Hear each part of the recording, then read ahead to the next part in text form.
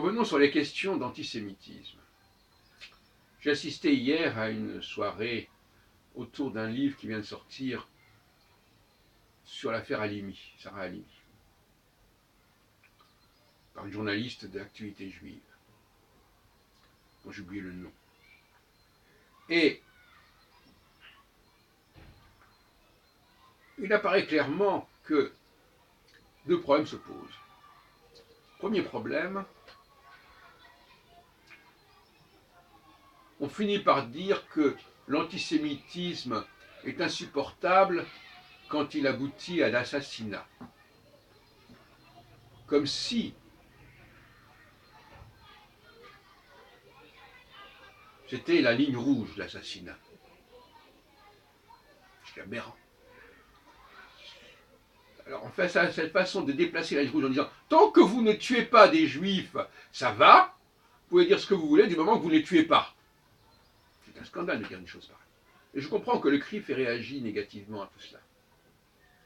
Alors il y a des gens qui se complaisent en disant « Oui, ça va aggraver la peine du meurtrier. Oui, il faut montrer que ces gens-là veulent nous tuer, etc. etc. » Ce misérabilisme, ce victimisme est extrêmement dangereux, comme je viens de le dire, parce qu'il relativise ce qui n'est pas, ce qui n'aboutit pas au crime.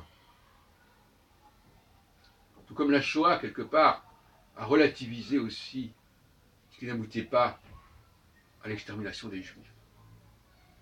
Or, nous savons très bien que même s'il n'y a pas de crime, d'assassinat, d'attentat, l'antisémitisme est à condamner. D'ailleurs, les gens ne sont pas jugés en général pour avoir tué quelqu'un. Ils sont jugés pour leurs propos. Alors ne mettons pas la barre plus bas en disant ben oui, ben finalement, tant qu'ils n'ont pas été tués, ça va. Bon, je trouve ça scandaleux. Première observation. Et donc là, on joue avec le feu, et je ne suis pas. Et en plus, deuxième point, le débat reste posé et restera toujours ouvert. Est-ce que vraiment c'était un attentat contre une attaque contre une juive? Bon, effectivement, cette femme est juive, elle a été assassinée. Est-ce que c'était parce qu'elle était juive qu'elle l'a été?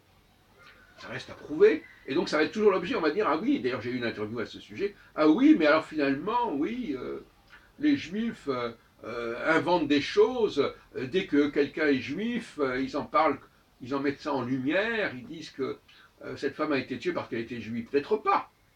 Bon. Donc tout ça est extrêmement, comme ça, douteux. Et puis, il y a un autre aspect que je voudrais aborder aussi. Alors, premièrement, oui, il y a une collusion entre les voyous et les terroristes. Et effectivement, un voyou qui veut tuer quelqu'un, autant qu'il choisisse une juive, parce que ça va donner une aura supplémentaire à son acte. Qu'ils veuillent la tuer ou pas d'ailleurs. Au départ, on ne sait pas si ces crimes ont été voulus dès le départ ou si ça a dégénéré. Donc, c'est la théorie selon laquelle je dis les antisémites, alors les chrétiens,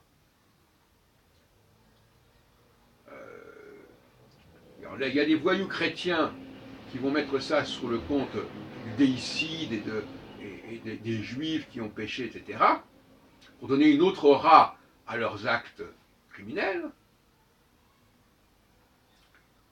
ou à leurs propos, tout simplement. Et puis alors il y a les voyous musulmans qui vont tuer des juifs en disant, voyez-vous, c'est pas simplement un crime crapuleux, c'est aussi parce que c'est des juifs et qu'il y a une djihad, il y a Allah Akbar contre eux, etc. Donc là, on se pose la question, est-ce qu'on est antisémite parce qu'on est chrétien, ou est-ce qu'on est chrétien parce qu'on est antisémite? Pour cacher, pour masquer, pour donner une belle façade à son antisémitisme. Et est-ce que l'on est musulman parce qu'on est, est-ce que parce qu'on est musulman on est voyou, ou parce qu'on est voyou, on devient musulman. Est-ce qu'on est musulman, est-ce qu'on est terroriste parce qu'on est musulman, ou est-ce qu'on est musulman parce qu'on est terroriste? Il y a toutes sortes de questions de ce genre qui deviennent maintenant assez évidentes. C'est tout cet ensemble que je voulais vous signaler, et il faut en parler avec beaucoup de précaution.